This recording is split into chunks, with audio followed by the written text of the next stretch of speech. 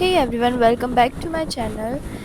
जैसा कि आपने लास्ट वीडियो में देखा मैं साउथ आ गई but then I remembered that I had completely missed visiting the Immaculate Church in Panjim, North Goa. So at around 10 a.m. I decided to ride all the way from South Goa to North Goa on my scooty. But guys, I would not recommend it doing this. So on the way there it seems manageable, but while riding back I honestly regret the decision. Okay so मैं church पहुंच चुकी थी। Church पे हमने जाके थोड़ी-सी videos वगैरह बनाई एंड ये चर्च वही चर्च है जो काफ़ी मूवीज़ में दिखा होगा आपको। काफ़ी पीस था यहाँ पे, जो लोग चर्च जाते हैं वो इस चीज़ से रिलेट कर पाएँगे। आफ्टर दिस हमने प्लान किया एक बीच पे जाना जिसका नाम है सीशेल बीच, जो कि काफ़ी हिडन है। नॉर्मली लोग नहीं पहुँच पाते, थोड़ा पता लगा के जाना पड़ता है वहाँ पे। तो यस हम वहाँ जा रहे हैं और ये देखो रास्ते में कैसे गाड़ी उठा-उठा के ले जा रहे थे, पता नहीं क्यों? तो चलो चलते हैं। So yes, it was a peaceful and quiet spot, perfect for talking a break after the long ride. And यहाँ पे मैंने बहुत सारे शेल्स इकट्ठे करके अपने पर्स में रख रखे थे यार, जो मैंने आपको अभी दिखाया।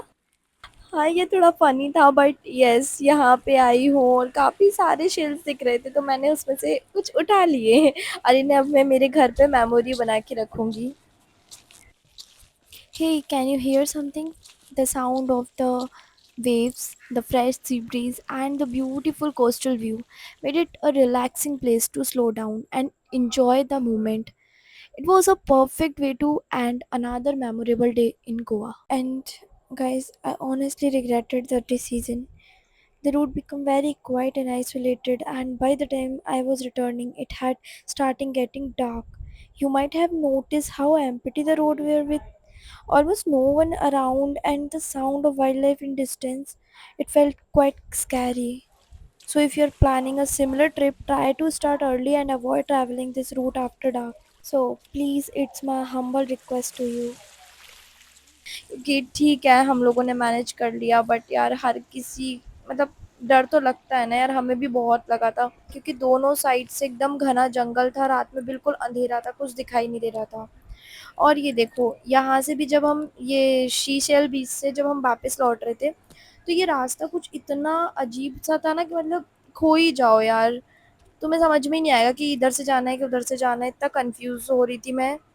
बट हमने आगे की तरफ अपनी स्कूटी को रखा हुआ था तो यस जैसे-तैसे करके वहाँ पहुँचते हैं हम और वहाँ से स्कूटी उठा के अब हम निकल रहे हैं वापस से साउथ साइड। यस तो अब हमें साउथ जाना है क्योंकि हम साउथ से ही आए थे स्कूटी के थ्रू वो भी। तो यस चलो चलते हैं। ओके सो ये रही हमारी स्कूटी। अब यहाँ से हम स्कूटी से फिर से वापस निकल लिए सेम रूट से जहाँ से हम आए थे बट तब कितना रोशनी थी ना गाइस। अब देखो कितना धूप बिल्कुल जा चुकी है, अंधेरा होने ही वाला है कुछ टाइम में और फिर वो रास्ता इतना मुश्किल से निकलेगा ना क्या बताऊँ। उस टाइम तो मैंने मेरा फ़ोन तक ऑन नहीं किया था। Goa is not all about for fun but तुम वहाँ पे पीस भी देख सकते हो। हर एक जगह तुम्हें एक अलग ही पीस मिलेगा।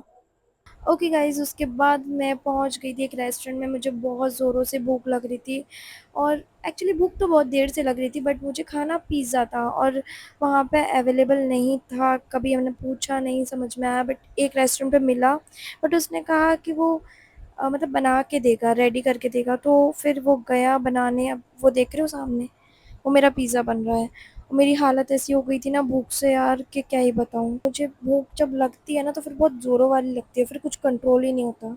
तो मेरा पिज़्ज़ा आ गया था और मैंने पिज़्ज़ा एन्जॉय किया। फिर उसके बाद हमारे रिज़ॉर्ट तक पहुँच गए थे हम और वहीं पे एक चर्च था तो मैं वहाँ भी गई।